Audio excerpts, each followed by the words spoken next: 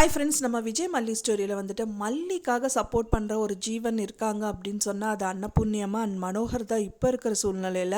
So அதனால் வந்து பார்த்திங்கன்னா மனோகரும் அவங்களுக்கு தகுந்த மாதிரி வந்துட்டு ரேணுகாவை எப்படியாவது கண்டுபிடிச்சோமோ, உண்மையான ரேணுகா கிடையாது அப்படின்னு சொல்லிட்டு விஜய்க்கு ஏதாவது ஒரு ப்ரூஃபில் வந்துட்டு நம்ம நிரூபிச்சிடக்கூடாதா, மல்லி அண்ட் விஜய் சேரக்கூடாதாங்கிற மாதிரி தான் அவரும் முடிஞ்ச வரைக்கும் எல்லா விஷயங்கள் பண்ணுறாங்க. அவங்க கையில் வந்து காயப்பட்டது கூட பெருசாக எடுத்துக்காமல் வந்துட்டு அவங்க 2 பேர் சேரணும்னு அவர் ஒரு பக்கம் இருக்காங்க. இந்த பக்கமாக பார்த்தீங்க அப்படின்னா அன்னபூர்ணி அம்மாவும் வந்து பார்த்தீங்கன்னா உன்னோட தலையில் நீ ஏன் மண்ணவாரி போட்டுட்ட புள்ள அப்படிங்கிற மாதிரி தான் வந்து சொல்லிட்டு இருக்காங்க.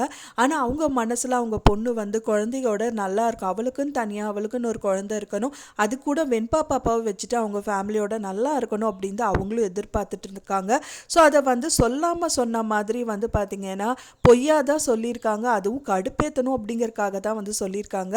ராஜி கிட்ட இந்த மாதிரி வந்து மல்லி கன்சீவாக இருக்கா அப்படிங்கிற மாதிரி சொல்லியிருக்காங்க. அதுவே உண்மையான எப்படி இருக்கும், கண்டிப்பாக அதுக்கான பாசிபிலிட்டிஸ் நிறையாவே இருக்குது. ஏன்னா வந்து பார்த்திங்கன்னா அதுக்கு முன்னாடியே வந்துட்டு அவங்க வந்துட்டு இப்போ பார்த்திங்க அப்படின்னா ஃபஸ்ட் நைட் கால்லாம் ரெடி பண்ணியிருந்தாங்க. ஸோ அதனால் பாசிபிலிட்டிஸ் நிறையவே இருக்கிறதுனால ஸோ இப்போ இருக்கிற சூழ்நிலையில் அது வந்து பார்த்திங்கன்னா மல்லி ஏற்றுக்க முடியாமல் தான் இருப்பாங்க. மனசளவில் சந்தோஷப்பட்டாலும் முழு மனசில் அவங்க ஏற்றுக்க முடியாது. ஏன்னா வந்து இந்த ஃபேமிலியை விட்டு நம்ம பிரிய தானே போகிறோம். எப்படி இருந்தாலும் இப்போ ரேணுகாக்காக்கு வந்து உடம்பு ரெடி ஆயிடுச்சு அப்படின்னா அவங்களே கூட நம்மளை எங்கள் வீட்டு விட்டு துரத்துறதுக்கு நிறையவே பாசிபிலிட்டிஸ் இருக்குது அப்படிங்கிற மாதிரி அவங்க இருக்கிற நிலமையில் ஸோ இதாவது எனக்கு வந்து நிரந்தரமாக கொடுத்திய கடவுளே அப்படின்னு சொல்லிட்டு அவங்க வந்து ப்ரே பண்ணிக்கிற மாதிரி தான் இருக்கும் அப்படின்னு தான் எதிர்பார்க்கப்படுது.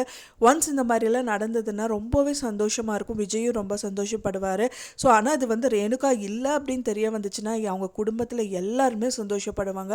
ஸோ அதை தான் நம்ம எதிர்பார்த்துட்ருக்கோம். ஃப்ரெண்ட்ஸ், வெயிட் பண்ணி பார்க்கலாம் என்ன நடக்க போகுது அப்படின்னு சொல்லிட்டு.